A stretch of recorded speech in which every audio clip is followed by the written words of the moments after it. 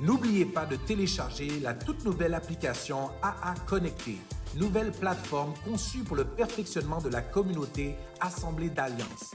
Vous serez en mesure de suivre votre courbe de croissance, communiquer avec votre communauté et suivre votre progression individuelle. Tout ça sous la même application.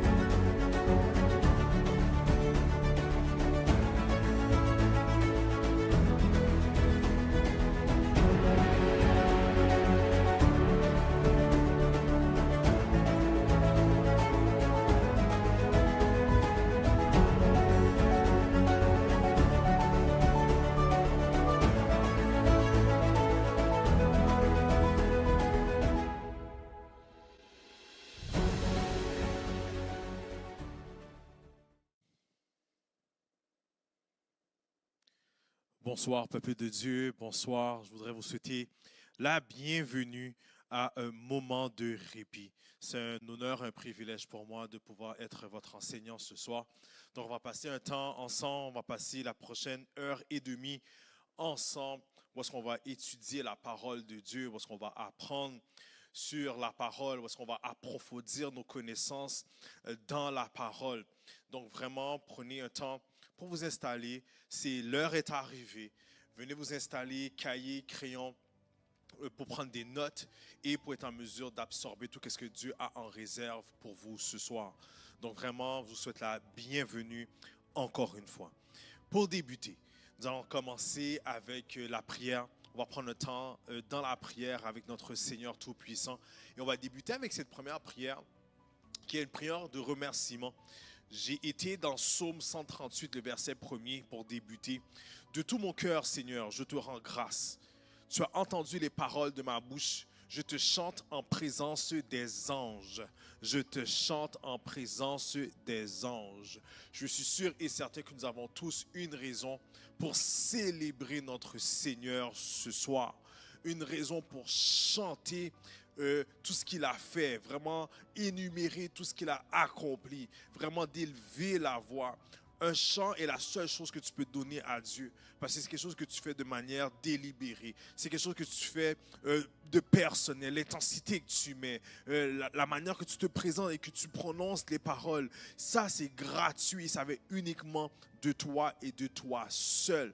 Donc on va prendre le temps pour élever la voix ce soir, pour remercier notre Dieu pour ses bienfaits. Seigneur Dieu éternel, je viens devant toi et j'élève la voix, Seigneur Dieu Tout-Puissant, parce que tu as fait grâce. Tu as été avec moi, Seigneur Dieu éternel, tout le long de la journée. Et tu as fait la même chose pour mes frères et mes sœurs qui sont connectés ce soir, Seigneur Dieu éternel. Tu as fait la même chose pour ceux qui ne sont pas encore là, mais qui sont capables de dire: le Seigneur des Seigneurs a tout accompli pour moi aujourd'hui. Nous avons prié ce matin, nous avons fait des requêtes, nous avons eu des demandes, nous avons déclaré pour que cette journée puisse bien se passer, pour qu'on puisse avoir un événement nouveau dans notre vie, pour être en mesure d'avoir eu un excellent examen, remettre un bon devoir, avoir été en mesure de passer de point A à un point B sans aucun accident. Différentes requêtes de prière. Il y en a qui ont été à l'hôpital pour des examens. Il y en a qui ont fait différents trucs. Seigneur, tu as été bon dans toutes circonstances. Et on veut prendre ce moment ce soir pour te dire merci. Ce moment pour te remercier de tes bienfaits, de tes bontés, de ta grâce, Seigneur Dieu éternel. Tu as pris soin de nous. Tu nous as protégés dans nos déplacements. Tu as été avec nous dans nos conversations. Tu nous as empêchés, Seigneur Dieu éternel, de tomber dans les pièges de l'ennemi tout au long de la journée. Tu nous as défendus à notre insu. Seigneur, on doit te dire merci. Merci, Seigneur Dieu éternel. Moi, je le fais en parole. Il y en a d'autres qui sont en train de lever les bras, en train de te louer. Il y en a qui acclament, il y en a qui chantent, Seigneur Dieu éternel, parce que tu as été bon. Tous ces gestes, tous ces moments qui se présentent devant toi, Seigneur Dieu éternel, reçois-le comme un parfum de bonne odeur. Reçois-le comme un moment de reconnaissance, Seigneur Dieu Tout-Puissant. Parce que honnêtement, Papa, sans toi, qu'est-ce qu'on serait? Où on serait? Qu'est-ce qui serait arrivé? Tu as été bon même pour ceux qui n'ont même pas pris le temps de te prier, qui n'ont pas pris le temps de te parler tout au long de la journée, mais tu as été bon. Merci. Merci, Seigneur Dieu éternel, parce que tu as entendu des soupirs, tu as entendu des murmures, tu as entendu des petites paroles, juste un souffle, juste un mot, et tu as agi en conséquence. Et on veut te dire merci. Assemblée d'Alliance te dit merci. Merci pour la vie. Merci, Seigneur Dieu éternel, pour la santé. Merci pour ce moment qu'on va passer avec toi. Merci pour ce lieu que nous avions, qui nous permet de parler de toi, prêcher la parole, enseigner la parole. Merci, moi, personnellement, parce que tu me donnes ce privilège de tenir ce micro et qui va me donner ce moment de parler de toi, Seigneur Dieu éternel. Pas parce que je suis plus intelligent, pas parce que je suis meilleur que les autres, tout simplement parce que tu fais grâce, Seigneur Dieu Tout-Puissant. Merci, Seigneur. C'est comme ça que je te prie. Amen. Nous allons poursuivre avec la prochaine prière. Prière de pardon. Toujours dans le psaume, dans le livre des psaumes. Psaume 51, le verset 3. Pitié pour moi, mon Dieu, dans ton amour, sur ta grande miséricorde. Efface mon péché. Efface mes péchés. Dans sa grande miséricorde, dans son grand amour, il peut faire ça pour toi. Pendant le week-end dernier, nous avons entendu le pasteur Jean-Marc prêcher sur Pâques, l'amour de Dieu, le sang et l'eau qui est sortie de Jésus, qui nous a purifiés, sanctifiés, qui a donné le pardon. Tu peux encore aller chercher cela. Ce n'est pas quelque chose qui est arrivé et que c'est terminé. Ça existe encore. Il suffit de te présenter humblement, d'un cœur sincère et de venir chercher ce pardon. Je ne sais pas si tu le sais, mais tout le monde commet au moins un péché à tous les jours. Parce qu'on est chair, on est humain, on n'est pas parfait. Puis on se laisse emporter par nos émotions. Dans certains moments, on aboutit dans certaines conversations qu'on ne devrait pas avoir. Puis on ne s'en rend pas compte qu'on est en train de faire de la médisance, qu'on est en train de juger, etc.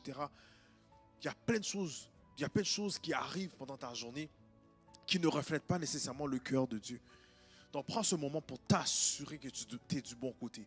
Pour t'assurer que si jamais il y a quelque chose qui arrive ce soir, mais que tu seras accepté à ses côtés. Donc, prenons ce moment et prenons ce temps pour prier et demander pardon pour nos péchés.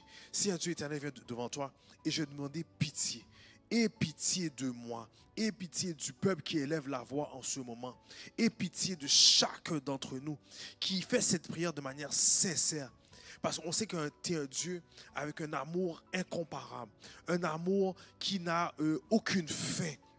Ta miséricorde est énorme, immense. Et à cause de ces deux éléments, on te demande d'effacer nos péchés, d'effacer nos iniquités, de nous purifier, de nous sanctifier, Seigneur Dieu éternel. On n'a pas été correct. Plusieurs d'entre nous, on n'a pas été correct. On a été emportés par nos émotions. On a participé dans des conversations. On t'a même peut-être renié, que ce soit par le silence ou que ce soit par une parole. On t'a mis de côté parce qu'on voulait fit in. On voulait faire partir des autres. On ne voulait pas parler de toi parce qu'on avait peur d'être jugé. Ça aussi, c'est un péché. Mais Seigneur, tu vois notre cœur en ce moment. Tu vois qu'on se présente devant toi et on veut être racheté. On veut être du bon côté, de ton côté. Le côté qui est rempli d'amour, rempli de miséricorde, rempli de bonté. Le côté où est-ce que tu es capable de nous sanctifier. Tu es capable de renouveler nos pensées, renouveler nos actions, renouveler notre cœur. Qu'on soit capable de te ressembler, d'agir comme toi, de parler comme toi, Seigneur Dieu éternel. Donc on vient devant toi par le sang qui a coulé à la croix, par l'eau qui a coulé à la croix, à travers ton Fils Jésus-Christ. On vient, Seigneur Dieu éternel, on vient chercher la sanctification, la purification et le pardon, Seigneur Dieu éternel. Nous savons que c'est encore accessible. Nous savons que c'est encore disponible. Donc on se présente, Seigneur Dieu éternel, pour le pardon. On se met à tes pieds, Seigneur Dieu Tout-Puissant. On veut le recevoir. On veut toucher au pardon. On veut le recevoir. On veut le recevoir en ce lieu. On veut le recevoir lorsqu'on est à la maison. Là, lorsque les gens sont dans leur véhicule. On veut le recevoir. Ils veulent le recevoir. Assemblée d'Alliance veut le recevoir, Seigneur Dieu éternel. On ne veut pas faire ce faux pas pour te prendre pour acquis, pour penser qu'on sera capable de faire cette prière après. On ne connaît pas après. On ne connaît pas les heures qui suivent. On ne connaît pas les minutes qui suivent. On ne sait pas qu'est-ce qui peut arriver demain. On veut profiter de ce moment et invoquer ton pardon, Seigneur Dieu éternel. Là où est-ce que ton peuple se situe, là où est-ce qu'il y a les gens qui élèvent les mains et qui vont chercher ce pardon entre tes mains, Seigneur Dieu éternel. Donne-leur, Seigneur Dieu Tout-Puissant, qu'ils puissent avoir accès à ce pardon. Lave-nous, purifie-nous, Seigneur Dieu éternel. C'est toi seul qui peux le faire. L'homme ne peut rien faire pour nous. Un pasteur ne peut rien faire. Un diacre ne peut rien faire. Le meilleur ami ne peut rien faire. Il n'y a que toi qui peux apporter ce changement. Il n'y a que toi qui peux donner accès à ce pardon. Un pardon, Seigneur Dieu éternel, qui change toutes choses. On va chercher le renouvellement de l'esprit en toi. Renouvellement du cœur en toi. Change les pensées, purifie les pensées. Lave nos mains de nos iniquités, de nos péchés, des meurtres que nous avons pu commettre, Seigneur Dieu éternel. Lave nos bouches, notre langue, Seigneur Dieu éternel. Des paroles mensongères qui sont sorties de ceci. Les jugements qui sont sortis de cela. Tu fais tout, Seigneur Dieu éternel. Tu es bon. Oh oui, tu es bon. Tu es miséricordieux. Tout est possible avec toi, Seigneur Dieu éternel. Nous avons accès à tout cela grâce à toi, Papa. Donc on vient chercher ta face. On se présente devant toi. Toi qui entends nos voix. Toi qui es fidèle. Oh oui, Seigneur Dieu éternel, tu es fidèle. Puisqu'on évoque ton nom depuis tout à l'heure, Seigneur Dieu éternel. Le pardon est disponible. Le pardon est accessible.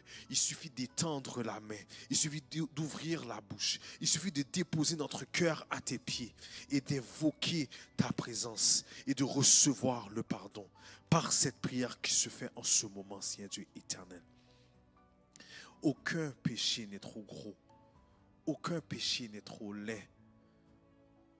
Aucun péché n'est condamnable qui fait en sorte qu'on ne pourrait pas recevoir ton pardon.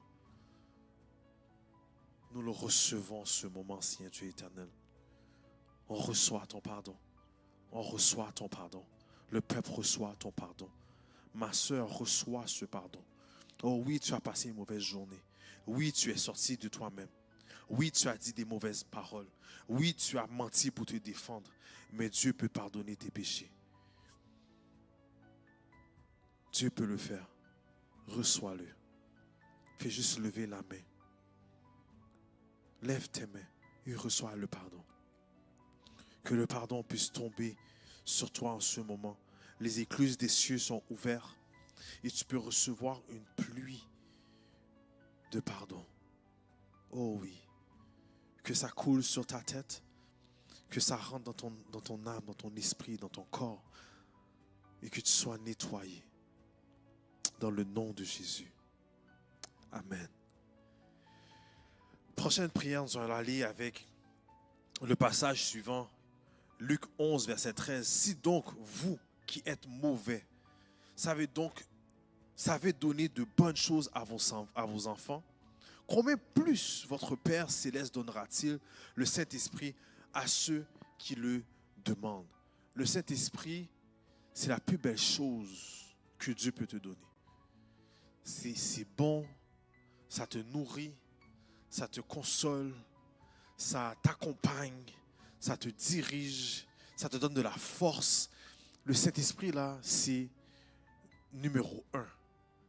Il suffit de le demander. Tu n'as pas besoin de faire grand-chose. Hein? Tu le demandes. Dis, Seigneur, je veux vivre cette expérience. Donne-moi l'Esprit Saint. Je veux expérimenter l'Esprit Saint. Et cette parole dans Luc 11 vient de dire que si tu le demandes, il va te le donner. Bon ou mauvais, personne demande et tu vas le recevoir. Donc ça va être ça la prière. Que pour ce soir, tu puisses expérimenter quelque chose avec le Saint-Esprit. Qu'il puisse venir chez toi, qu'il puisse venir en toi et que tu puisses expérimenter quelque chose d'extraordinaire. Ils vont l'avoir. Seigneur Dieu éternel, je viens devant toi et on te prie de nous remplir du Saint-Esprit. Par la parole qui a été dite. Mauvaise personne, mauvais parent tu nourris tes enfants convenablement. Alors toi qui es Dieu, toi qui es le roi des rois, toi qui es le Seigneur des seigneurs, tu peux nous donner l'Esprit Saint, celui qui console, celui qui accompagne, celui qui nourrit.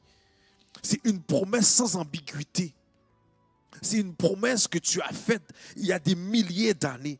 Donc Seigneur Dieu éternel, ce soir même pour moment de répit, on te demande, Seigneur Dieu Tout-Puissant, qu'on soit capable de vivre une expérience extraordinaire avec l'Esprit Saint. On attend cela de ta part, Seigneur Dieu éternel.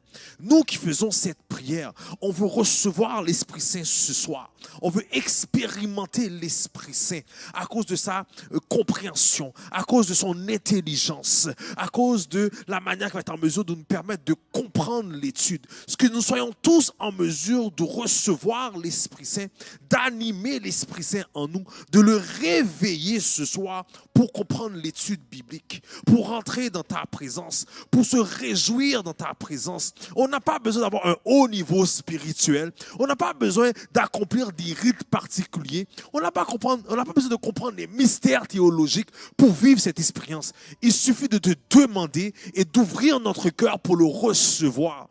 Donc le peuple te prie ce soir, Seigneur Dieu éternel, pour recevoir le Saint-Esprit. Parce que nous avons un cœur sincère, humble et avide de ta présence. Oh oui, papa, nous avons soif de ta présence ce soir. Soif de te recevoir. Soif de t'avoir à nos côtés. Pour que tu sois capable de changer l'atmosphère de là où on se retrouve. Pour que tu sois capable de se reposer en toi, confortablement, parce que tu as quelque chose de bon pour nous ce soir. Donc, merci d'être présent. Merci d'être descendu ici même à l'Assemblée d'Alliance. Merci d'être chez mon frère.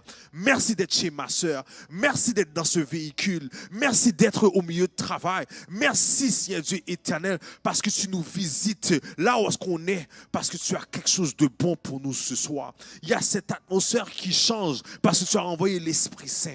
Là, maintenant, on est prêt et on est disposé à recevoir ce que tu as en réserve pour nous ce soir, Père éternel.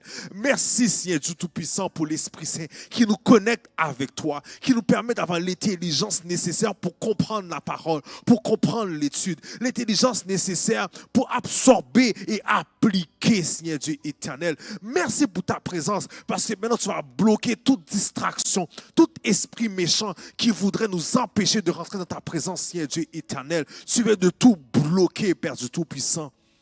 Merci, Seigneur Dieu éternel. Merci, Papa, pour ce que tu fais ce soir et ce que tu vas faire tantôt et ce que tu continues à faire pour Assemblée d'Alliance et les membres qui sont là et qui prient et qui sont prêts, disposés à recevoir l'étude de ce soir. On te remercie, Seigneur Dieu éternel. Merci de voyager d'une maison à une autre et que cette prière soit scellée non seulement pour ce moment présent, mais qu'il soit aussi scellée pour toute autre personne qui écoutera, Seigneur Dieu éternel, cette étude biblique dans un futur, Seigneur Dieu éternel. Que le même pouvoir qui a été donné pour recevoir de ta part, que chaque personne puisse le recevoir aussi de leur côté, ce pouvoir de recevoir, Seigneur Dieu éternel, tout ce que tu as en réserve. Que nous soyons en mesure de l'appliquer, de l'utiliser, comme toi tu le fais. Que ta puissance, Seigneur Dieu éternel, puisse voyager d'une maison à une autre, d'une personne à une autre. Qu'elle soit contagieuse en ce moment. Là où 2 ou 3 sont réunis, tu dis que tu es parmi eux.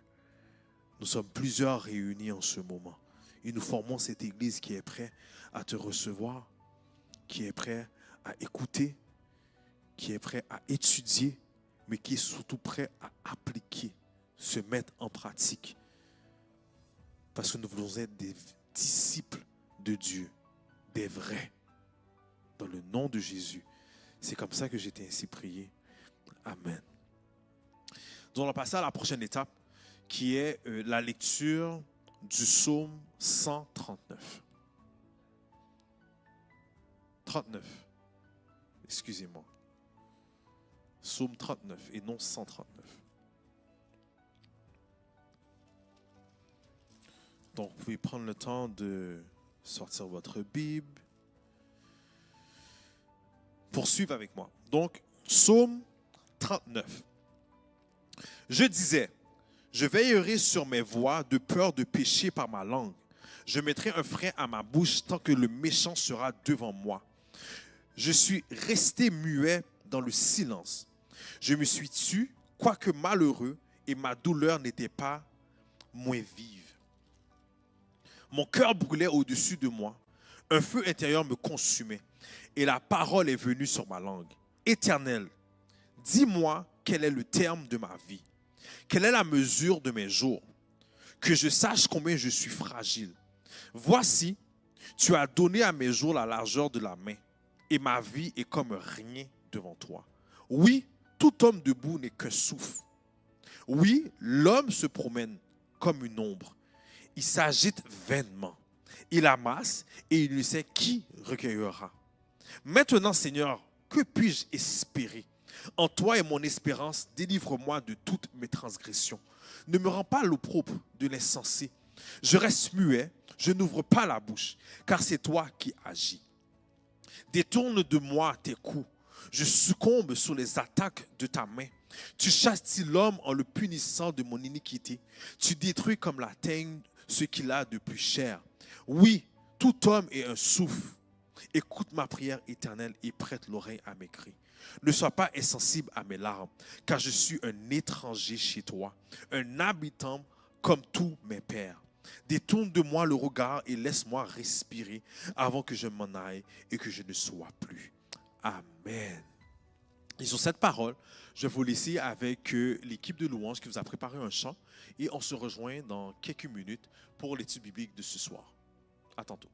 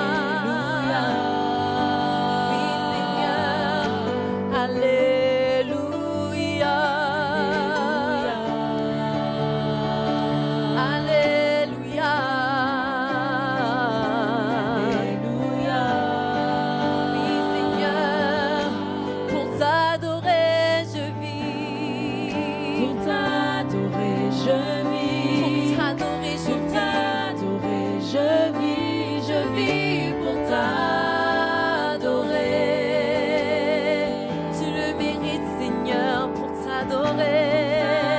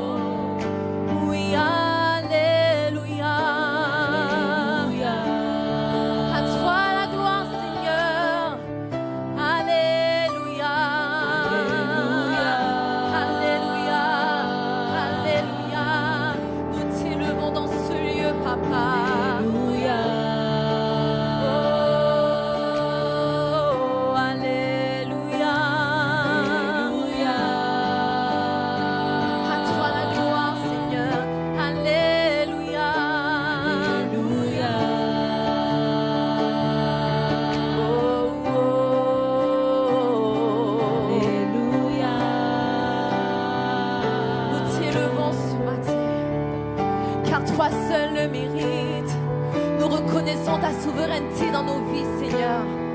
Oh.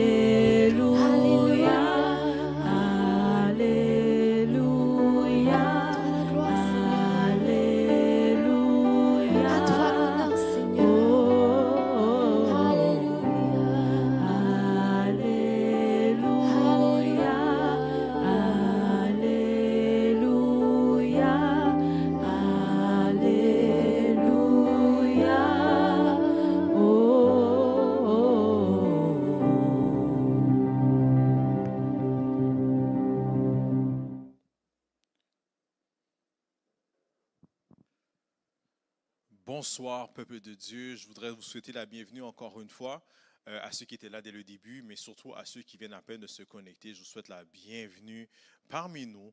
Moment de répit, moment pour l'étude biblique. Donc, on va passer un temps ensemble dans la parole, dans l'approfondissement de nos connaissances. On va décortiquer la parole de Dieu ensemble ce soir. Et comme vous le saviez, pour la plupart d'entre vous, depuis le début de l'année, moi, je traite le sujet de la vie chrétienne, depuis même déjà plusieurs années, sous le thème, cette année-ci, 2026, les clés de la croissance spirituelle. Donc, j'aime ça prendre un temps pour vous donner vraiment les objectifs de cette étude, un peu comme qu'on est à l'école, quand tu reçois ton plan d'études pour le début d'année. J'aime faire cela, comme ça, au moins, tout le monde est au même niveau pour débuter l'étude de la soirée. Donc, le sous-thème, les clés de la croissance spirituelle, l'objectif pour l'année 2026, c'est d'être en mesure de trouver les lignes directrices à suivre pour un cheminement spirituel efficace. C'est que tu sois en mesure aussi de découvrir les grandes artères du salut. Bien sûr que le salut est personnel, puis on va commencer à toucher ce terme ce soir. C'est d'être en mesure de trouver, de comprendre les dates d'adopter, les balises et les boussoles qui te maintiendra sur le chemin menant à la vie éternelle, ce que tout le monde souhaite, et pour comprendre à la fin que tu as un chemin propre à toi à suivre. Toi, tu as ton propre appel, tu as tes propres dons, tes propres talents. Dieu t'attend à un certain niveau, dans une certaine dimension. Il t'attend d'une saison à une autre pour être en mesure d'accomplir quelque chose. Que vous soyez un couple, que tu sois célibataire, que tu sois jeune, enfant, Dieu t'attend à faire des choses extraordinaires. Super. Donc, le passage thème pour cette thématique, on le retrouve dans 1 Corinthiens, le chapitre 2, du verset 14 au verset 15, qui va te dire « Mais l'homme animal ne reçoit pas les choses de l'Esprit de Dieu, car elles sont folie pour lui, et il ne peut connaître parce que c'est spirituellement qu'on en juge. L'homme spirituel, au contraire, juge de tout, et il n'est lui-même jugé par personne. » Le chrétien doit avoir ce désir de passer de l'homme animal à l'homme spirituel. Donc ça fait au moins 5 fois que je le répète. Ça devrait être vraiment la phrase clé dans ta tête lorsque tu me vois arriver un mercredi. Tu dois te dire, je dois passer de l'homme animal à l'homme spirituel. Qu'est-ce que cela veut dire? Ça veut dire que l'homme animal qui veut aller vers l'homme spirituel, il va chercher à construire son propre temple, toi. Il va chercher à avoir une vie spirituelle, une vie chrétienne victorieuse. Et ça, c'est peu importe les enjeux, peu importe les épreuves, tu cherches ce qui est positif parce que c'est ce qui te permettra d'avancer, de continuer à mettre ta foi en Dieu et d'avancer un pas à la fois. Et dans cette transition d'homme animal vers l'homme spirituel, ce que tu vas chercher, c'est d'obtenir la vie éternelle, ce que j'ai nommé tantôt. La dernière fois que j'ai apporté l'enseignement, c'était le 18 mars dernier. On avait été en mesure de définir le mot chrétien par le dictionnaire et par la signification biblique aussi également. Le mot chrétien, on trouve la racine dans le mot Christ, qui est une traduction du mot grec Christos, K-H-R-I-S-T-O-S, qui lui-même vient du mot hébreu Massia, qui veut dire loin du Seigneur. Loin du Seigneur, ou celui qui a été consacré par une onction divine d'huile sainte, ou qui a été mis à part, si on peut dire ça comme ça. La définition du dictionnaire, elle vient nous dire personne qui croit en Jésus comme le Christ ou adhère à la religion basée sur ses enseignements. Pour la définition biblique, on parle d'enfant du membre du parti de Christ ou disciple de Christ. Donc, un chrétien est celui qu'on va appeler disciple de Christ. Et ce n'est pas tout le monde qui sont des disciples. Tu peux t'appeler disciple, tu peux t'appeler chrétien, tu peux porter le name tag, l'étiquette, tu peux le crier à tue-tête. Ça ne veut pas dire que tu es vraiment un chrétien ni un vrai disciple de Christ. On avait vu aussi au mois de mars, ça fait presque déjà un mois, qu'il y avait 3 éléments qui nous permettaient de savoir si quelqu'un était un vrai chrétien. Je vais vous laisser 1 minute, pas plus, pour voir si vous êtes capable de me nommer ces 3 éléments. Et si je pourrais vous donner un indice, c'était ces 3 mêmes éléments qui avaient permis aux gens de dire à Paul, si je ne me trompe pas, que vous êtes des chrétiens. Et c'était l'une des premières fois qu'on utilisait le mot chrétien.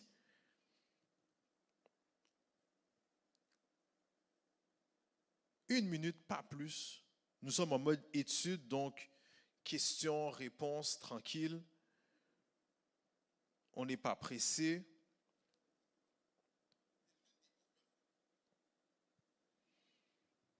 Et comme je sais qu'il y a un certain décalage entre la diffusion et ce qui se passe en live ici, mon 1 minute va être peut-être plus court ici. Mais je m'attends quand même à peut-être voir des réponses dans le chat. Donc, gênez-vous pas, mettez-moi des réponses. Ce qui avait défini Paul à l'époque comme chrétien, lorsqu'il avait été prêché la parole, c'est que quelque temps après leur arrivée, ils avaient été identifiés comme chrétiens à cause de leur comportement, à cause des types d'activités auxquelles ils se rattachaient et à cause des paroles qui sortaient de leur bouche. Ces paroles reflétaient celles de Christ. Donc, à cause de ces 3 éléments-là, on les a dit, mais voilà des chrétiens. On les a pointés du doigt puis on leur a dit, eux, ce sont des chrétiens. Parce que leur comportement, leur activité et les paroles qui sortaient de leur bouche reflétaient sincèrement Jésus-Christ. On ne devient pas chrétien parce qu'on a pris la décision de l'être. On devient chrétien parce que, on a basé notre décision sur le salut par la foi et non basé sur des œuvres. Donc, tu prends la décision d'accepter Jésus. Tu prends la décision de changer de comportement, d'apporter un autre type de comportement, de changer tes activités, de maintenant emprunter les activités de Jésus-Christ. Mais lorsque tu parles avec amour, sagesse. Tu es là pour remonter les autres, supporter les autres. Tu es là pour prophétiser des choses qui sont bonnes.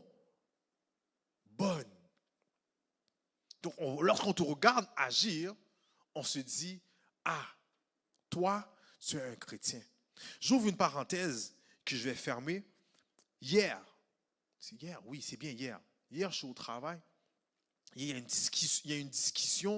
discussion qui éclate, si je peux dire ça comme ça, dans la cuisine. Et la personne qui parle la discussion, j'avais pu comprendre que lui, tout ce qui...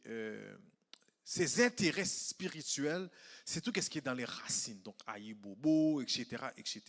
Puis là, il y a une discussion qui part. Puis moi, j'arrive dans la cuisine pour venir laver ma tasse et ma fourchette. Donc, je me présente, etc. Puis lui, il est dans tous ses états. Bon, de manière positive. Hein. Alors oui, on nous prêche, Jésus revient. Ça fait des milliers d'années, Jésus revient. Il est où? Hein, il est où? On met notre espérance là-dedans, le Dieu des Blancs, nanana. Puis, croyez-moi, frères et sœurs, premièrement, j'ai un rôle de coordonnateur. Donc, je ne peux pas m'embarrer dans toutes sortes de discussions. Okay? Je vais quand même garder un certain cadre. Mais en même temps, je me dis, aïe, il faudrait aussi que je le recadre. Et dans ce désir de le recadrer, nous sommes 5 dans la cuisine, 2 autres Haïtiens, moi-même. Et moi, je suis juste là, je le regarde. Puis, je le regarde. J'ai envie de parler, mais rien qui sort de ma bouche, je le regarde.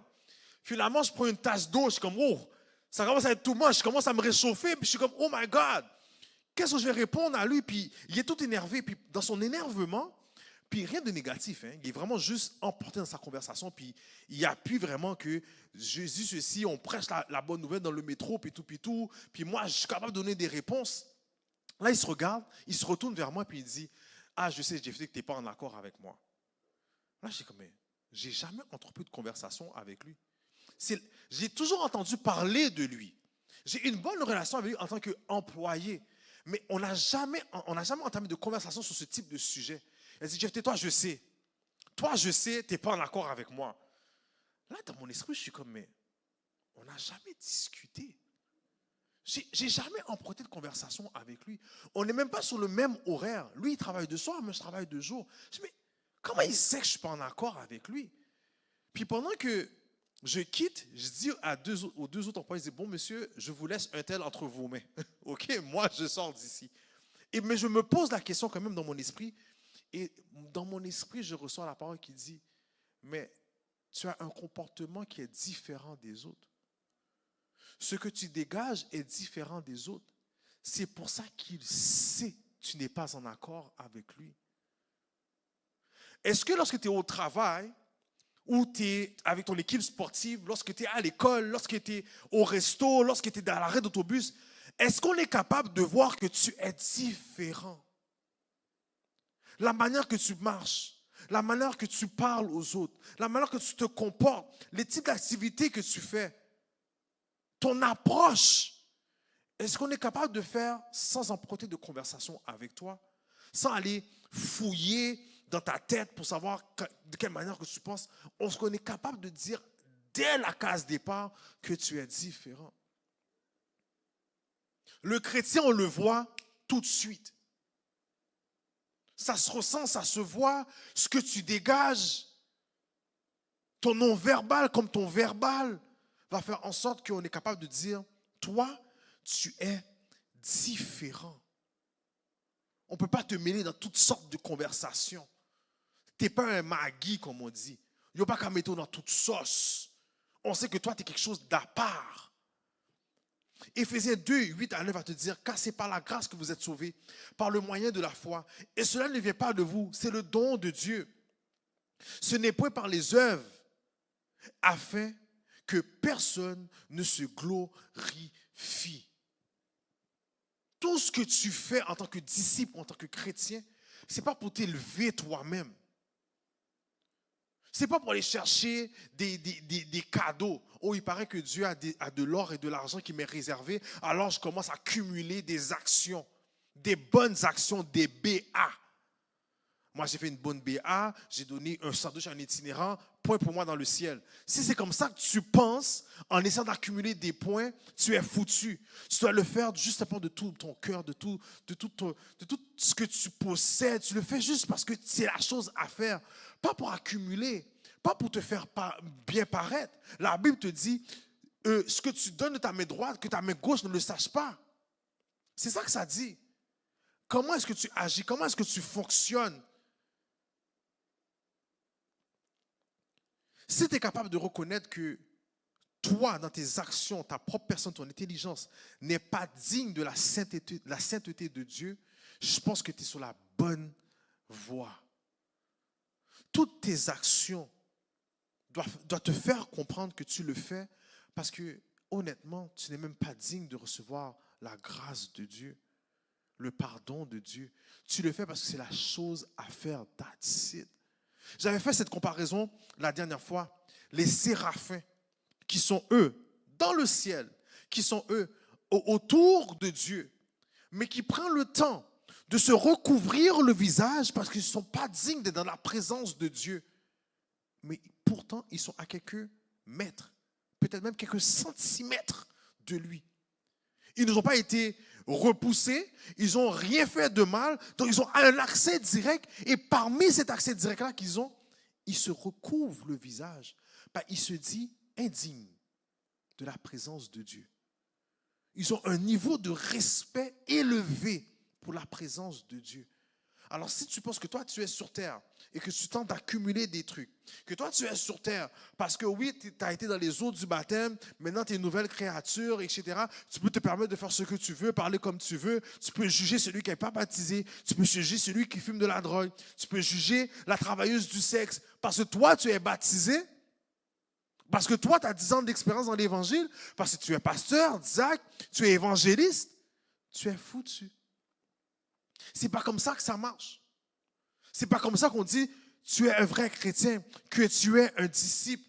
C'est pas par cela qu'on t'appelle chrétien ou disciple. Ça dépend de ta démarche.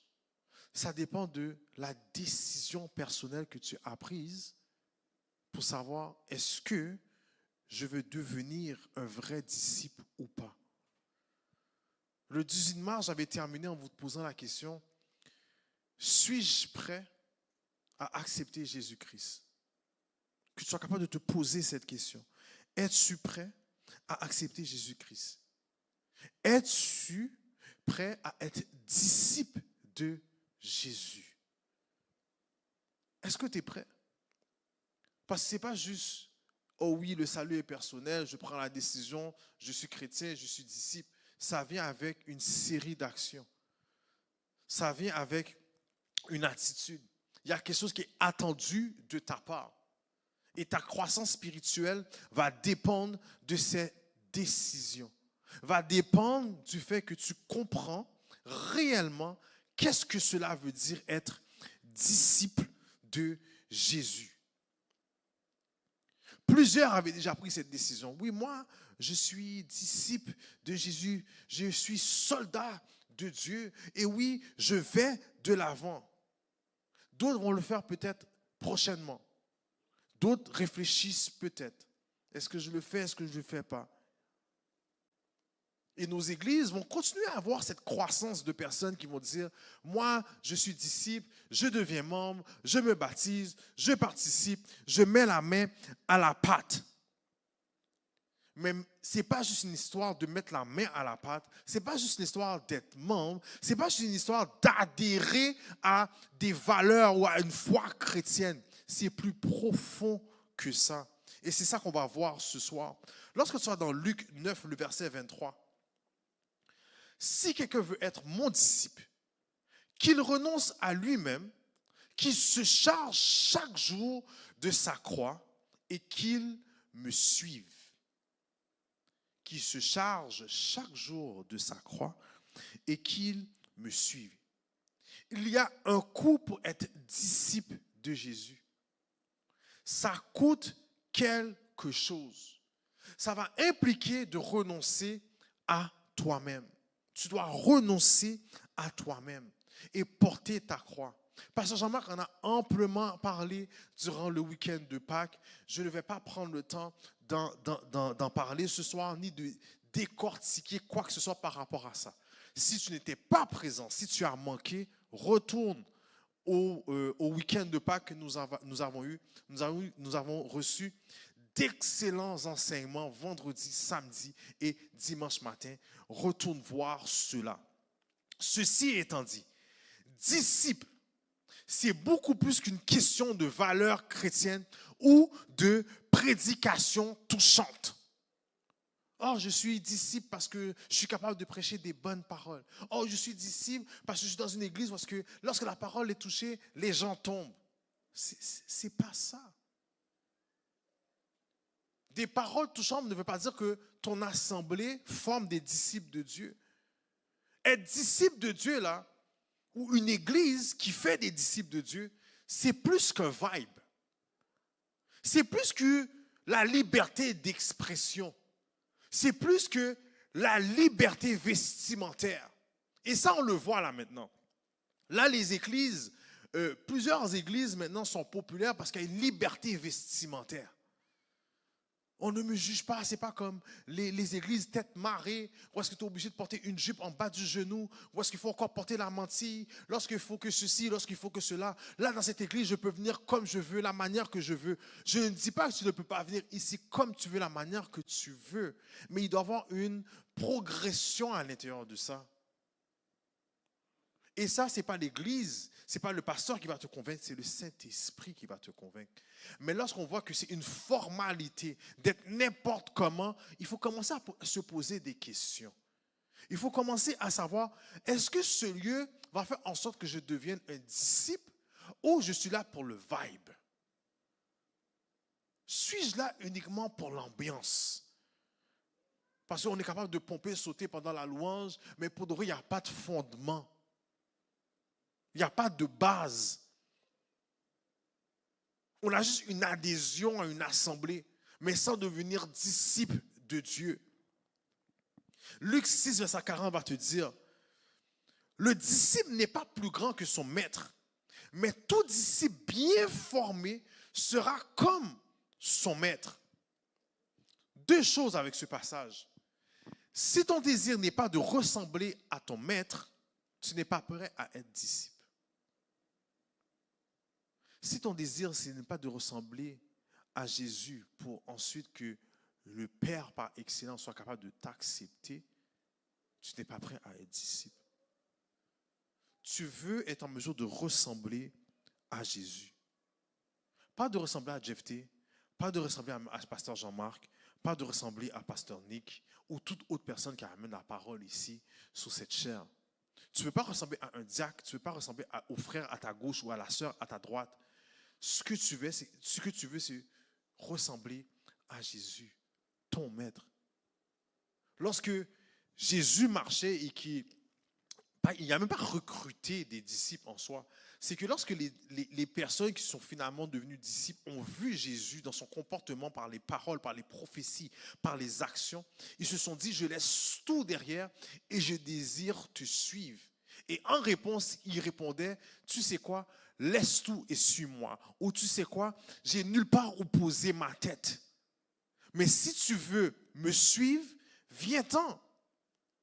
Es-tu prêt à faire des sacrifices pour suivre? Es-tu prêt à suivre le rythme du maître? On peut être 1 million ici. Chaque personne aura son rythme sous le maître. Il y avait 12 disciples et ils n'étaient pas pareils. Il y en a qui allaient prier avec Jésus, il y en a qui restaient en bas. Il y en a avec qui il se confiait, il y en a d'autres avec qui il ne se confiait pas. Et parmi ces 12, il y avait aussi le traître. Il y avait celui avec qui il avait des bonnes relations, mais qui en bout de ligne l'a renié 3 fois avant le lever du soleil, avant que le coq puisse chanter. Tout le monde aura son rythme dans sa marche en tant que disciple. Mais es-tu prêt à te mettre sous la tutelle du maître? Deuxième élément, si ton église se comporte autrement, Si ton église prêche quelque chose de différent, elle ne forme pas des disciples, elle forme des convertis. Il faut que tu calcules, là en ce moment, suis-je formé pour être disciple ou suis-je juste un converti? Qu'est-ce qui se passe avec moi? Suis-je sur la tutelle d'une bonne église ou pas? Et lorsque tu fais l'analyse, et peut-être ta réponse, oh ben non, ce n'est pas le cas. Avant de t'échapper, va donc voir un ancien, pose des questions. C'est à ça que ça sert. On a une étude pour ça. Mais il y a des leaders aussi au sein de notre assemblée qui sont disponibles à répondre à tes questions. Pose des questions. Approfondis tes connaissances. Il y a des études bibliques à tous les mercredis. Prends des notes. Fais des lectures toi aussi. Approfondis ta compréhension. Ça dépend de toi, ça. Jean 8, 31. Si vous demeurez dans ma parole, vous êtes vraiment mes disciples. Si vous demeurez dans ma parole, vous êtes vraiment mes disciples. Le disciple n'accepte pas de compromettre le véritable message de l'évangile. Si tu restes dans ma parole, ça se peut que je dise quelque chose de tout croche. Et si je dis quelque chose de tout croche, viens me voir. Viens me voir.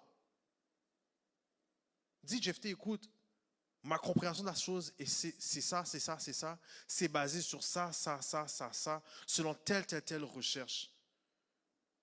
Écoute, ça va me faire plaisir de me reprendre moi-même, de corriger quelque chose que j'aurais dit la prochaine fois que j'aurai le micro entre les mains. Toi, en tant que disciple, tu ne dois jamais compromettre le véritable message de l'évangile. Le disciple et l'Église, avec un E majuscule, ne cherchent pas à être politiquement correct. Non. Ils ne cherchent pas à modifier les passages, les mots, le ceci, pour éviter de froisser les gens. J'ai déjà été dans une église qui ne croit pas au baptême. Et ça se donnait comme ça, où est-ce que le thème, le passage clé de leur conférence avait le mot baptême dedans, ou baptisé, un des deux. Il a littéralement sauté le mot, sauté le verset, puisque eux, ils n'adhèrent pas à la chose. Pour ensuite prêcher sur le passage pendant 1 heure de temps.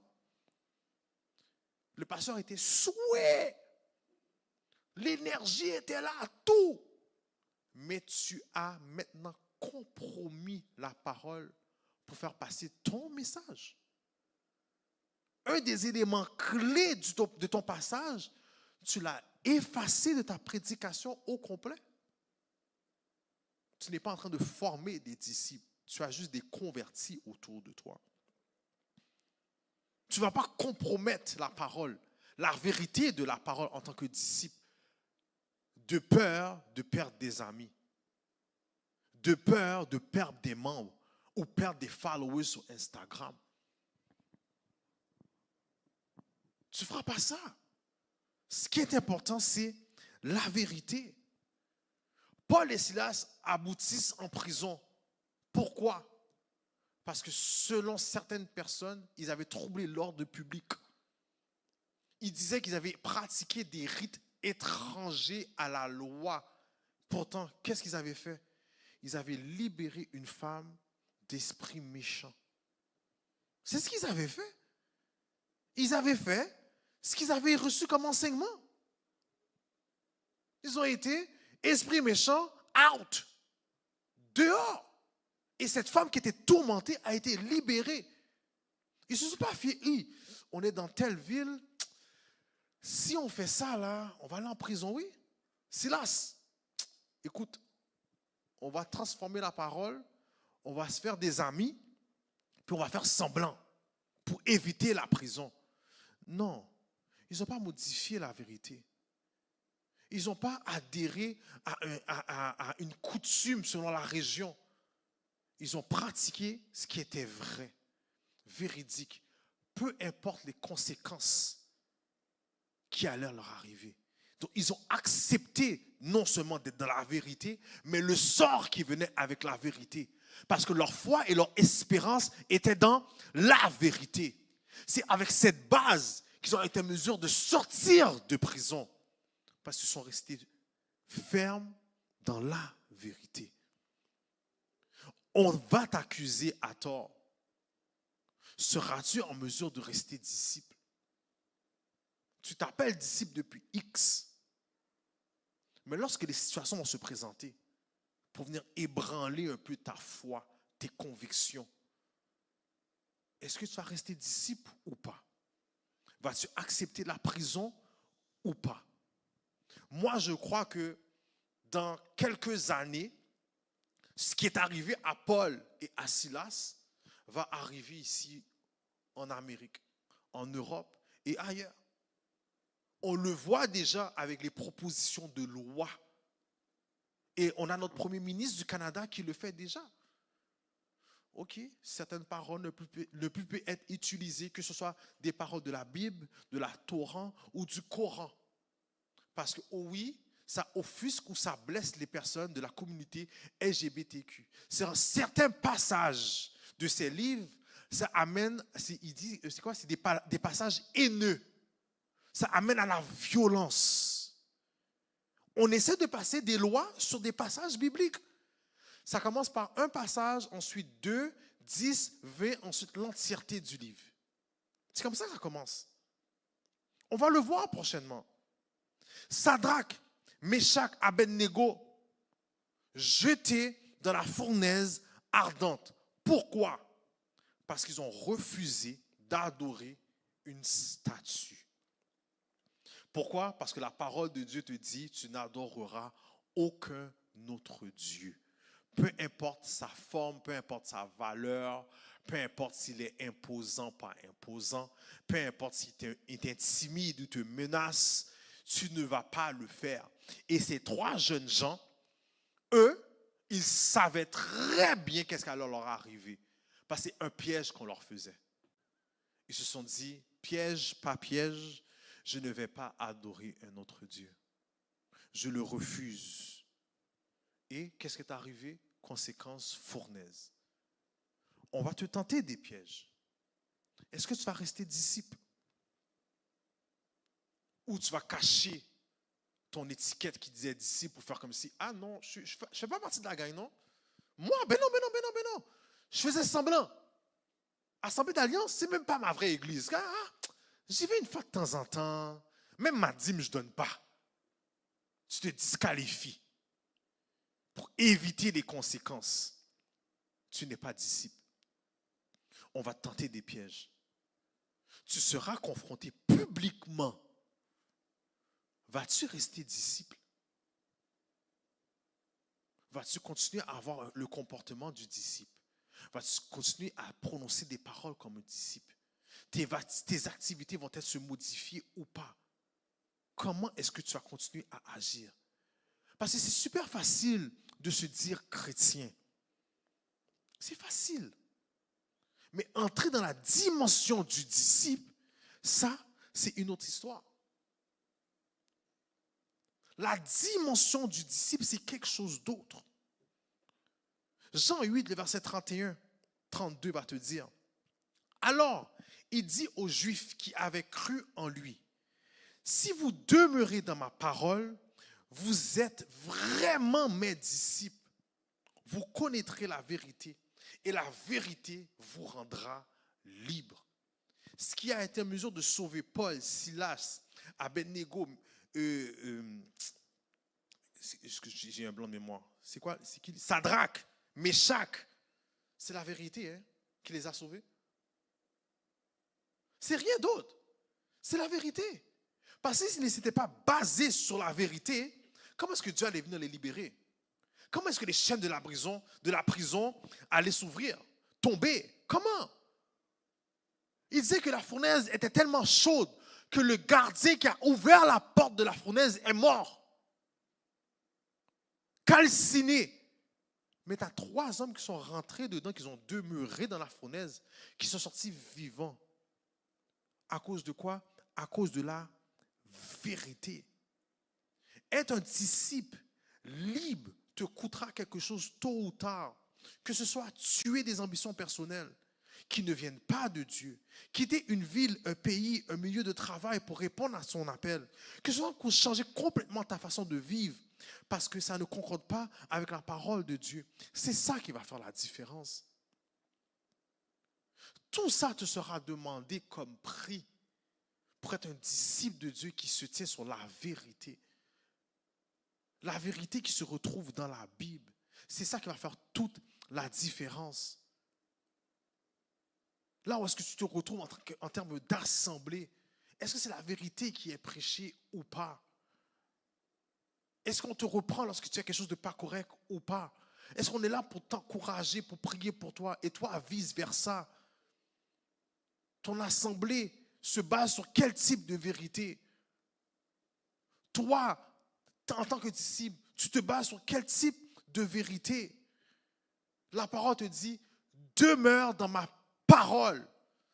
Pas dans le pasteur, pas dans un ministère, pas dans une sœur, pas sur ton mari ou ta conjointe. Demeure dans ma parole. Alors que c'est là que je serai en mesure de dire, tu es vraiment un disciple. Le salut est personnel, certes. Ça va dépendre de tes choix, certes. Mais Jean 15 va te dire, je suis le cep, vous êtes les sarments. Celui qui demeure en moi et en qui je demeure porte beaucoup de fruits. Car sans moi, vous ne pouvez rien faire. Le salut est personnel, ok. Tu veux aller à ton rythme? Peut-être. Mais pas n'importe comment. Tu dois rester accroché à la vérité. Et c'est pour ça que je prends ce passage-ci qui parle de qu'il est le cep, toi tu es le sarment. Et il y a aussi le vigneron un peu plus tard dans le livre de Jean 15. C'est quoi le cep? Le cep, c'est le pied de vigne. C'est le pied de la vigne en soi. Donc, concrètement, c'est un arbre. D'accord? C'est le tronc principal enraciné dans le sol. Et ici, pour bien comprendre, le tronc en soi, la vigne dont on parle, c'est Jésus, qui est la source de vie en soi. Il te dit, je suis la source de vie. Et toi, tu es le sarment. Le sarment, c'est quoi? Ce sont les branches de la vigne. Les disciples doivent s'accrocher au cep.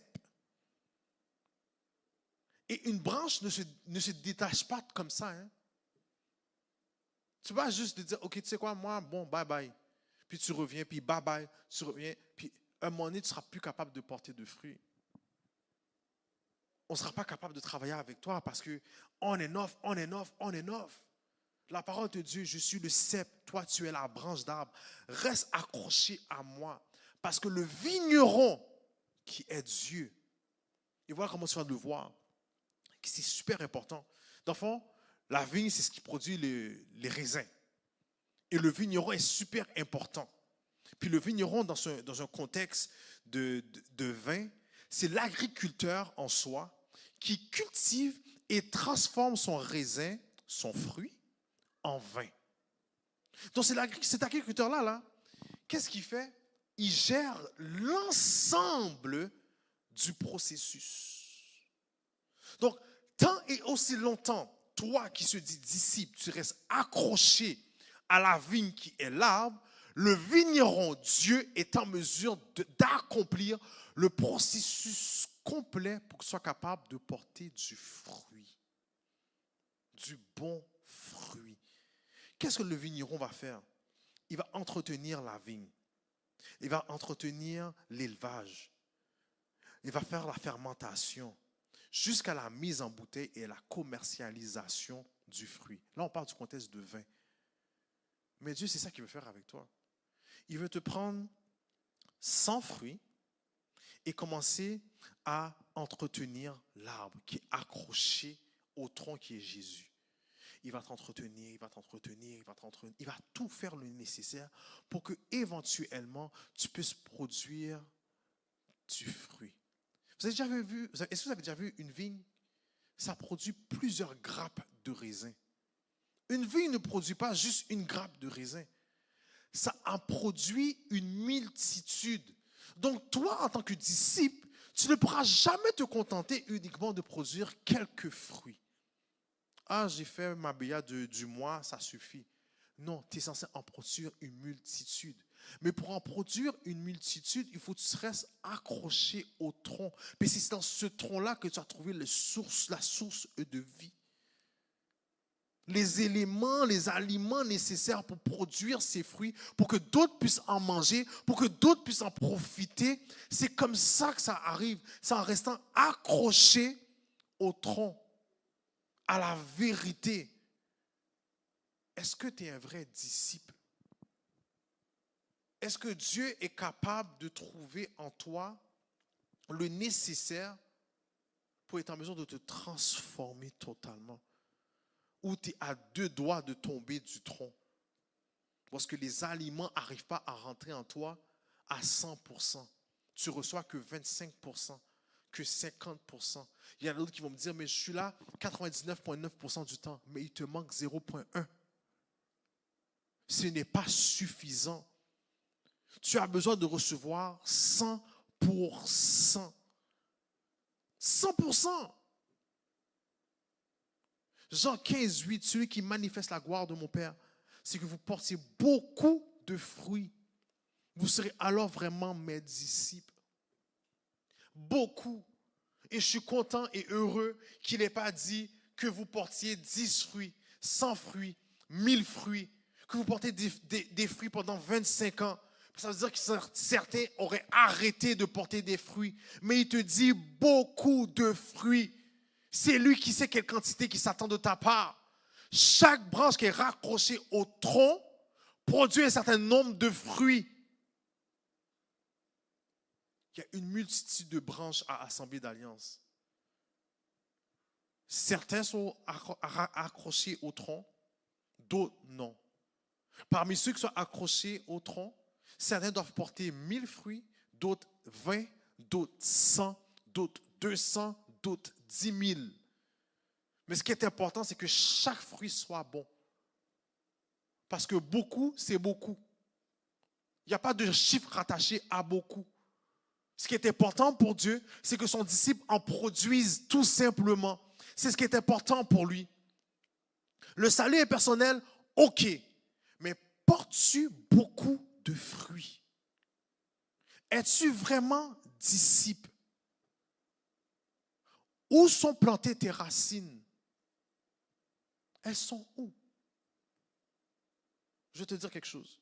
Si tu viens auprès de Dieu 1 fois ou 3 semaines, tes racines ne sont pas plantées à la bonne place.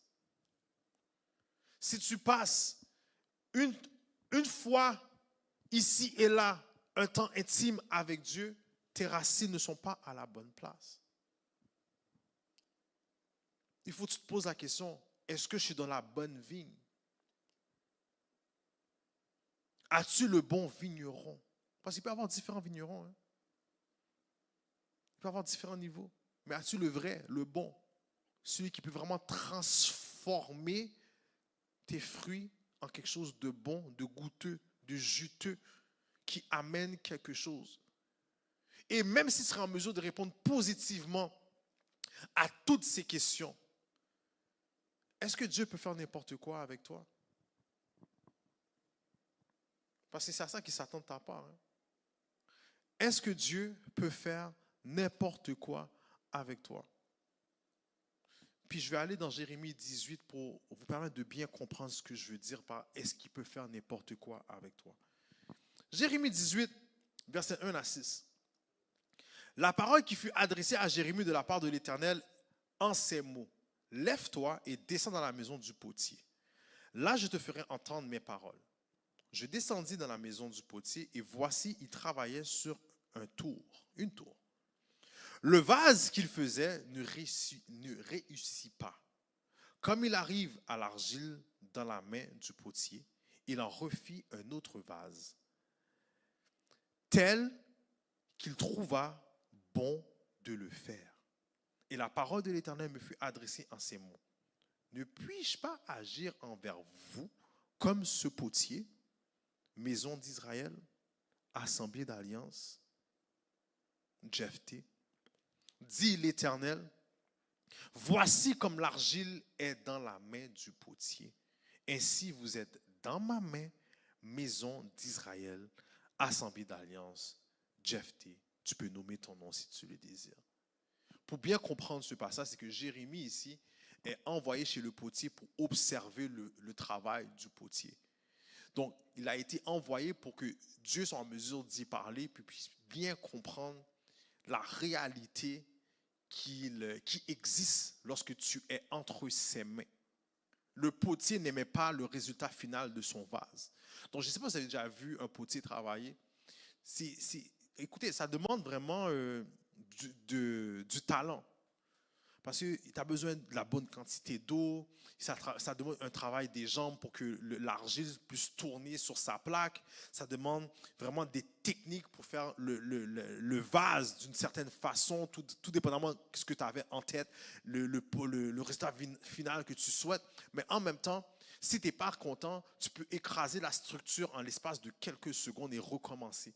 C'est comme de la pâte à modeler, mais beaucoup plus fragile. Donc Dieu envoie Jérémie, puis soit capable d'observer comment est-ce que le potier, il fait. Comment il refait un vase quand il n'aime pas le produit final.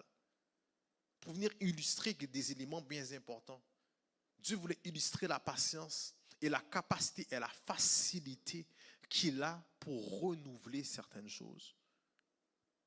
Est-ce que Dieu peut faire n'importe quoi avec toi s'il n'est pas satisfait de ce que tu produis comme fruit?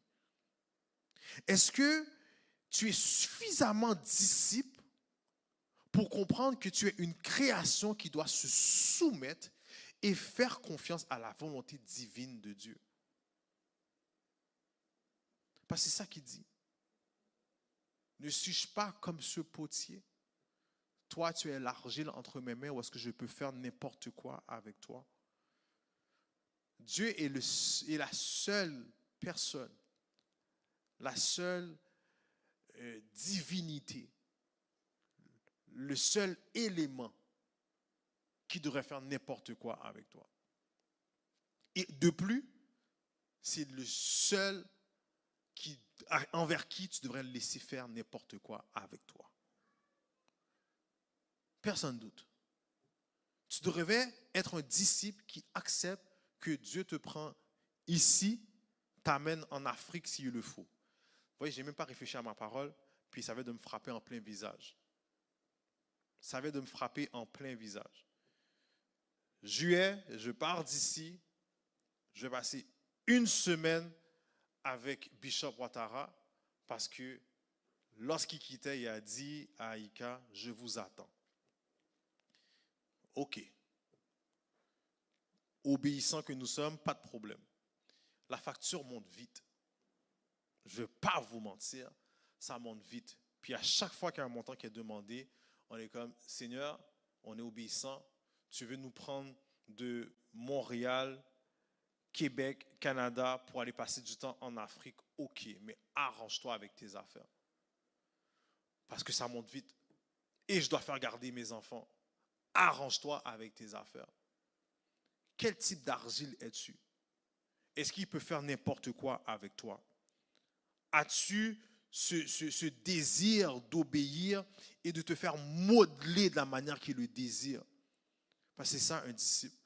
Lorsque les 12 sont partis avec Jésus, ils se faisaient modeler à tous les jours.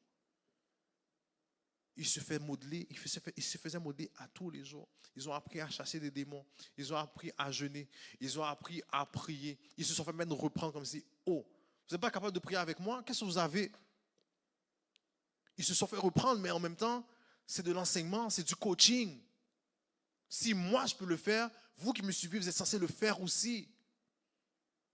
Il vous a donné le pouvoir de tout faire. Il n'y a rien qui est limité. On se limite parce qu'on ne laisse pas Dieu nous modeler de la manière qu'il souhaite le faire. C'est ça notre problème. Mais il y a 4 clés pour être en mesure d'accomplir cela. Ou de voir que tu es prêt, tu es disponible, disposé à te faire modeler par le potier. 4 clés que je vais vous nommer. Et on va terminer avec ça ce soir. Première clé, il est souveraineté et c'est lui qui détient le plan. Lorsque tu vas dans Psaume 115, le verset 3, très simple. Notre Dieu est au ciel, il fait tout ce qu'il veut. Ah ça, je vais commencer avec ça. Il fait tout ce qu'il veut. Il est maître, vigneron, il est potier, il est chef, caporal, président, premier, name it. Peu importe ce qui est selon toi le plus grand titre qui existe, c'est lui.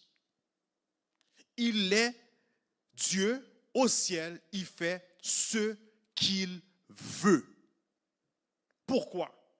Parce que Dieu a une vision et une façon de façonner chaque vie selon un but bien précis. Tu ne connais pas le plan de Dieu. Tu ne peux pas définir le plan de Dieu. Tu peux suggérer, tu peux même entamer, mais ça ne veut pas dire que ça fait partie du plan de Dieu. Donc il va venir, il va écraser la tour, puis il va remonter la tour. Puis il va continuer à te construire. Il va te modeler. Et s'il n'aime pas la manche qu'il a fait, il va détruire la manche, il va refaire la manche. S'il n'aime pas l'ouverture du vase, il veut quelque chose de plus étroit, il va fermer, puis il va faire ça quelque chose. Ça ne dépend pas de toi. Ça ne dépend pas de toi. Ça dépend de lui. Parce qu'il est souverain et il détient le plan. Deuxième clé, c'est la soumission et la malléabilité. Ésaïe 64, verset 8. Pourtant, Éternel, tu es notre Père. Nous sommes l'argile.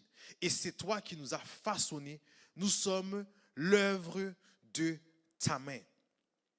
Je ne sais pas s'il y a quelqu'un qui serait capable de lever la main et me dire, moi, je me suis façonné moi-même quand je suis sorti du ventre de ma mère. Ce n'est pas vrai. Et ce n'est même pas ta mère qui t'a façonné à l'intérieur de son ventre. Il y a quelqu'un qui l'a fait à la base. Lorsque tu étais une masse informe, il a décidé que tu allais avoir 10 orteils et 10 doigts. Parce que tu aurais pu en manquer un, hein, et faire avec, parce qu'il est le potier. Moi, je connais des gens, pas de main, pas de bras, et ça fonctionne dans la vie de tous les jours. J'ai une cousine comme ça, là. Et elle a eu 2 ou 3 enfants. C'est incroyable de la voir changer des couches. Je trouvais ça comme, wow. Puis moi, je me plains à tous les jours, je ne peux pas faire ceci, je ne peux pas faire ça. Il est le maître de l'argile. C'est lui qui t'a façonné. Tu es l'œuvre de ses mains. Tu dois te soumettre et rester malléable. L'argile doit être souple pour permettre au potier de la travailler sans résistance. Le disciple de Dieu n'est pas un bout de fer ou un morceau de fer, de métal. Tu n'es pas un morceau de fer. Parce que le disciple raide sera plié par le feu. Et crois-moi, c'est parce que tu souhaites. Le plus raide que tu es, le plus intense est le feu qui sera utilisé pour te... Je te souhaite d'être un disciple malléable. Je te souhaite d'être un argile souple. Parce que c'est lui qui t'a forgé dès le début. C'est lui qui a fourni l'argile nécessaire pour te créer. Il a décidé que tu allais être 5 pieds 5 et non 6 pieds 5. C'est ça qu'il a décidé. Longs cheveux, courts cheveux, c'est lui, il a tout décidé. Tu n'es pas maître de toi. Troisième clé, évolution. Romains 9, verset 21. Le potier n'est-il pas maître de l'argile pour faire avec la même masse un vase d'honneur et un vase d'un usage vil? Ton évolution est un processus actif où Dieu lave, pétrit et façonne autant de fois qu'il veut. Autant de fois qu'il veut. Pourquoi? Parce que son objectif, ce n'est pas que tu restes un vase vile. C'est quoi un vase vile? Qui veut dire qui inspire mépris, qui n'a pas de dignité, qui est sans courage, sans loyauté. C'est quelque chose qui est complètement inutile. Lorsque tu n'es pas disciple, lorsque tu n'es pas un vrai chrétien, tu es inutile. Tu es ce vase qu'on retrouve dans les étagères en magasin et que personne ne veut acheter. Tout le monde trouve ça laid. Ça ne prend pas d'acheteur, même en solde, on n'en veut pas. Combien de fois ça t'arrive, tu rentres dans un magasin, tu es comme, mais qu'est-ce que quelqu'un va faire avec ça? Mais Dieu te regarde quand tu n'es pas modelable, lorsque tu es rigide, raide, puis il dit, bon, qu'est-ce que je vais faire avec un tel? Il ne peut pas rester un vase vile. Donc, qu'est-ce qu'il fait? Il est le potier, le maître de l'argile. Il a besoin que tu deviennes un vase de valeur. Dieu cherche ce type de vase. Des vases de valeur. Qui veut dire quoi? Des vases utiles. Tu as besoin d'être un vase utile qu'on peut remplir et qui va ensuite aller servir les autres. Que ce soit en action, en prière, en chant, en prédication, peu importe là où est-ce qu'il va t'amener à être utile, il y a besoin que tu sois un vase de valeur. Mais pour que tu sois un vase de valeur, il doit être en mesure de passer du temps à te travailler. Pas du temps à te briser, mais à te travailler. Ne sois pas raide. Ne sois pas un bout de fait. Quatrième clé et dernière clé, confiance. Ésaïe 45, le verset 9. Malheur à l'homme qui entente un procès à celui qui l'a façonné. Lui qui n'est qu'un vase parmi d'autres vases de terre. Là, il te ramène à la réalité. Comme s'il descend ton chest. Comme posé. Oui, je veux que tu sois un vase de valeur, mais rappelle-toi que tu es juste terre. Hein?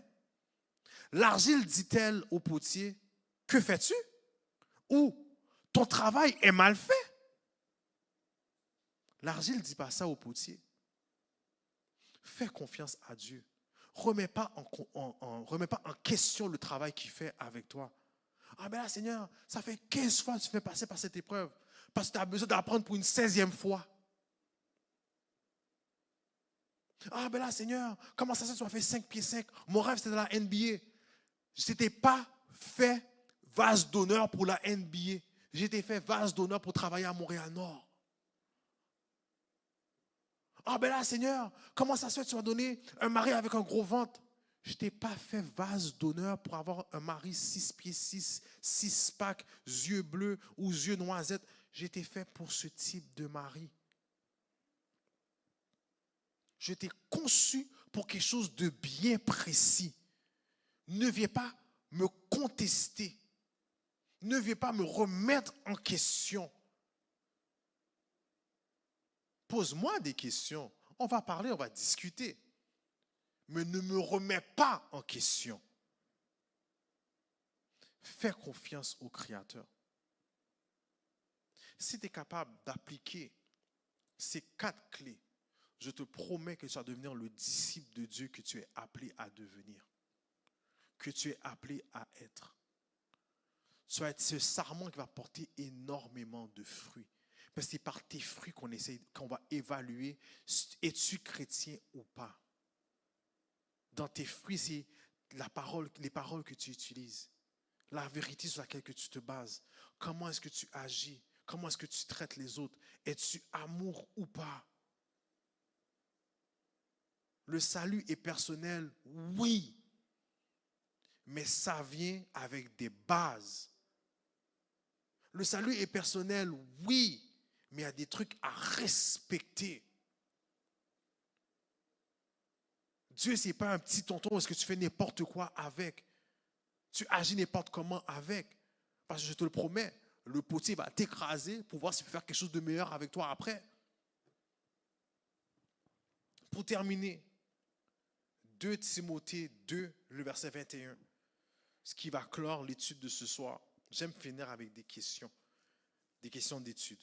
Si donc quelqu'un se conserve pur en s'abstenant de ces choses, il sera un vase d'honneur sanctifié, utile à son maître, propre à toute bonne œuvre.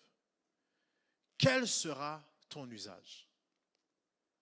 Vase d'honneur ou vase vil? Quel type de disciple que tu veux être?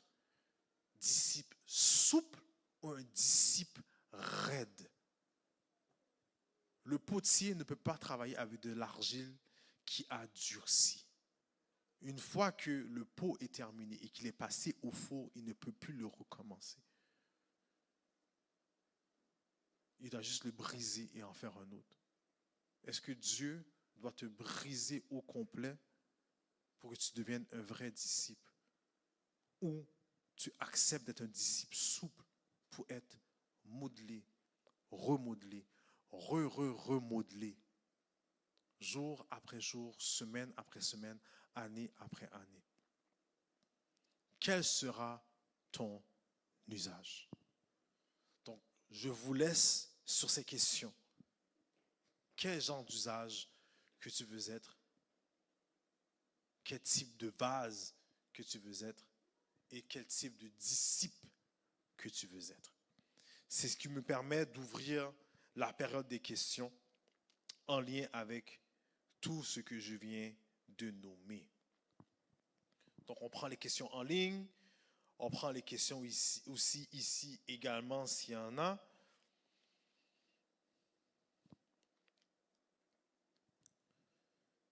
Je vous laisse un moment.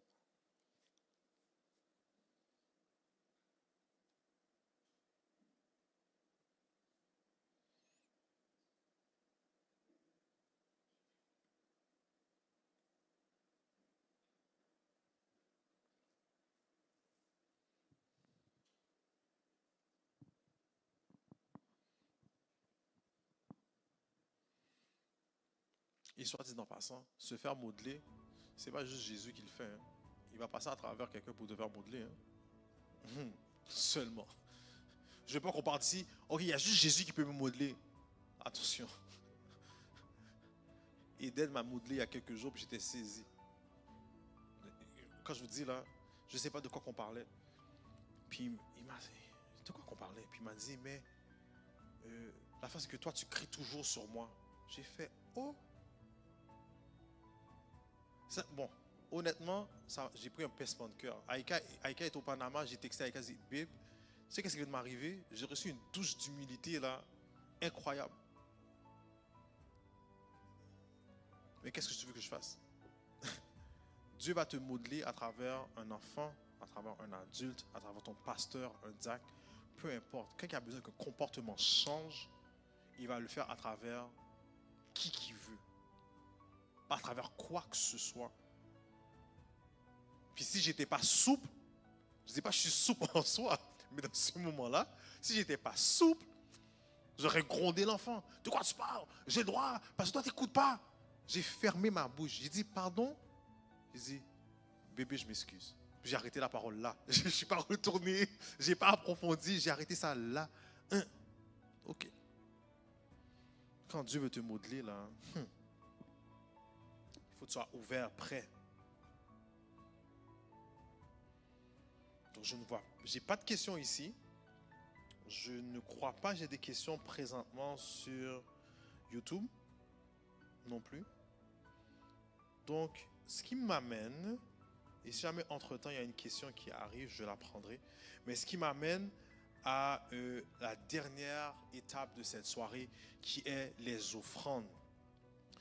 Les offrandes, on peut voir offrandes dans différents domaines. Mais à chaque fois qu'on parle d'offrandes, que ce soit dans le monde mystique, que ce soit dans le monde du christianisme, il y a toujours une importance rattachée à ça. Et dans le monde mystique, c'est quelque chose qui n'est jamais négligé. Vous seriez surpris des types d'offrandes que les gens font dans le monde mystique. Que ce soit des fruits, que ce soit de l'argent, ou que ce soit l'âme de quelqu'un, ils sont prêts à faire l'offrande nécessaire. Nous, en tant que chrétiens, en tant que croyants, en tant que disciples, est-ce qu'on est prêt à faire les nécessaires envers notre Père Céleste? celui qui te façonne jour après jour, celui qui prend soin de toi, celui qui te corrige, celui qui décide de te remodeler parce que tu as fait une erreur, puis qui te reprend, qui te pardonne de tes péchés, de tes iniquités, qui est là pour t'accompagner. Est-ce qu'on est capable de faire le nécessaire pour le remercier? Est-ce qu'on est capable de sceller des prières avec une offrande parce que tu sais que Dieu va le faire en avance? J'ai scellé une prière que j'ai faite pour quelqu'un. Puis honnêtement, c'était peu. C'était $5. Parce que c'est ce que j'avais. Mais que j'avais fini de prononcer une parole de guérison sur un enfant. Puis je me suis dit, Seigneur, je ne peux pas être menteur. Parce qu'on parle d'un enfant. J'ai fini de dire aux parents, il va être guéri. Tu ne peux pas me faire parole. Mais non, ça va être laid. Donc j'ai fait, Seigneur, je vais sceller avec ce que j'ai. J'ai scellé, j'ai mis l'offrande. J'ai demandé aux parents de mettre le nom de l'enfant sur l'enveloppe. J'ai prié, j'ai déposé l'enveloppe. Et grâce soit rendue à Dieu, 3 semaines plus tard, on est capable de dire que l'enfant n'a plus de problème de santé. Pas parce que Jephté a fait. J'ai cru à la vérité, j'ai prononcé les paroles sur la vérité, et ensuite j'ai scellé avec une offrande. Avec ce que j'avais, ce qui me restait en passant. Parce que quand j'ai fini de diviser mon offrande à moi, ceux des enfants, il me restait $5. J'ai dit, Seigneur, c'est ça qui me reste. L'offrande, ce n'est pas une question de quantité, c'est une question de bonté de cœur et qu'est-ce que tu veux accomplir. Et qu'est-ce que le Saint-Esprit te dit de faire, qui est ta connexion directe avec le Père Céleste. Donc, moment d'offrande, finance avec un S, à commercial, assembléalliance.ca. Comment veux-tu sceller ce moment? Quel type d'offrande que tu veux faire? Hein? Qu'est-ce que tu veux faire? Comment est-ce que tu veux rendre gloire à Dieu? À cause de la guérison, à cause des bénédictions, à cause d'une porte qui s'est ouverte, à cause de whatever. Profite de ce moment et scelle cela avec une offrande qui sort de tout ton cœur. Laissez-moi prier pour vous. Père éternel, je viens devant toi et je te remercie du moment qu'on vient de passer ensemble, Seigneur du Tout-Puissant. Seigneur, nous avons passé un moment extraordinaire en décortiquant la parole. Nous sommes basés sur la vérité pour enseigner, Seigneur Dieu éternel. Tu m'as utilisé et je t'ai laissé toute la place pour travailler. Et je veux te remercier pour cela. Tout ce qui a été semé ce soir, que les gens sont en mesure de le récolter et de l'utiliser, de le prendre comme de l'engrais et de porter du fruit, parce qu'ils prendront la décision de rester accrochés à la vigne. Merci, Seigneur Dieu éternel. Je remets ce moment d'offrande entre tes mains. Que tu puisses bénir, Seigneur Dieu éternel, tous les gens qui vont venir sceller ce moment avec une offrande.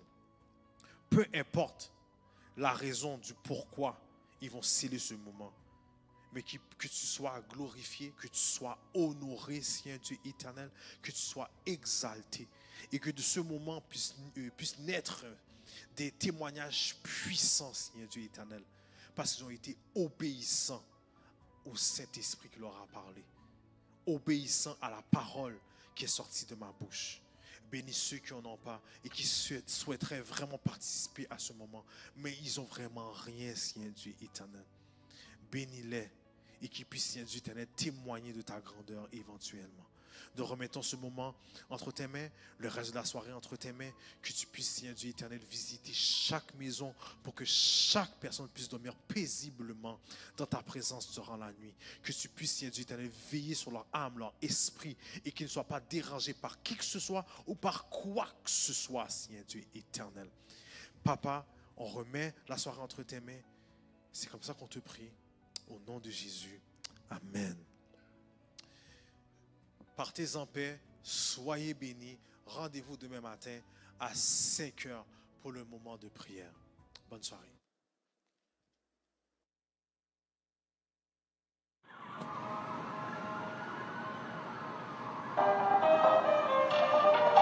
Certaines personnes ont connu l'ombre, d'autres la solitude, d'autres ont fait des choix qui marquent une vie entière. Pour certains, ils combattent encore les entités qui leur font chuter une fois de plus. Mais bon, ce n'est pas tout noir. Jean 15, 19. Si vous étiez du monde, le monde aimerait ce qui est à lui. Mais parce que vous n'êtes pas du monde, et que je vous ai choisi du milieu du monde, à cause de cela, le monde vous haït. Une personne qui a vécu des expériences uniques m'a dit ce verset. Je lui ai dit, viens nous parler. Sois vrai, sois authentique, sois sans filtre, sans filtre, sans filtre, sans filtre.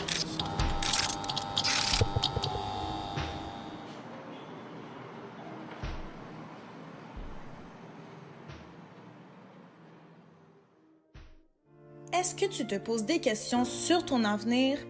Tu sais pas quoi faire après les études? On a exactement ce qu'il te faut.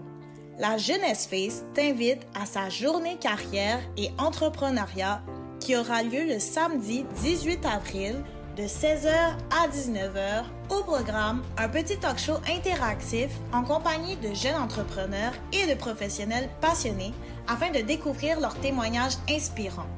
Ensuite, viens directement rencontrer, échanger et réseauter avec de nombreux professionnels et entrepreneurs en allant voir les kiosques qui t'intéressent. Viens explorer plus d'une vingtaine de métiers dans les domaines de la santé, les sciences humaines, le génie, la finance et même l'entrepreneuriat. Et ce n'est pas tout. Pour chaque personne que tu invites, tu auras la chance de gagner un ticket supplémentaire pour le tirage, donc plus de chances de gagner. Et tout ça pour seulement 10 $. Donc, inscris-toi dès maintenant et ne manque pas cette opportunité de t'inspirer et de trouver ta voie. Alors, si j'étais toi, je ne manquerais pas ça. À bientôt!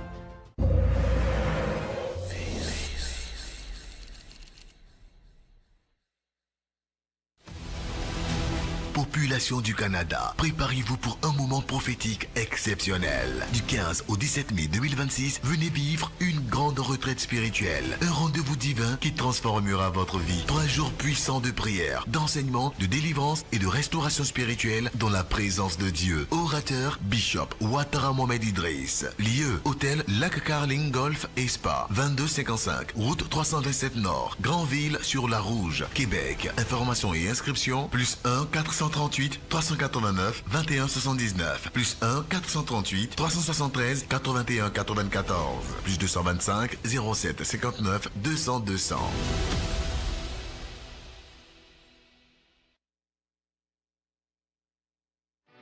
Bienvenue chez Loussal, l'espace qui s'adapte à votre vision. Situé à Montréal-Nord sur Avenue Pelletier, nos salles sont spécialement conçues pour vous offrir une expérience inoubliable.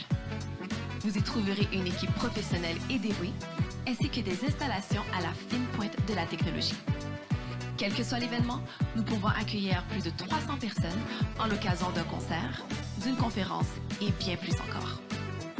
Grâce à notre système d'éclairage haut de gamme et notre service clé en main, chaque détail est soigneusement pris en charge. Loussal est la référence à Montréal pour l'organisation d'événements mémorables. Pour tout renseignement, veuillez nous visiter sur loussal.com et laissez-nous transformer votre vision en réalité.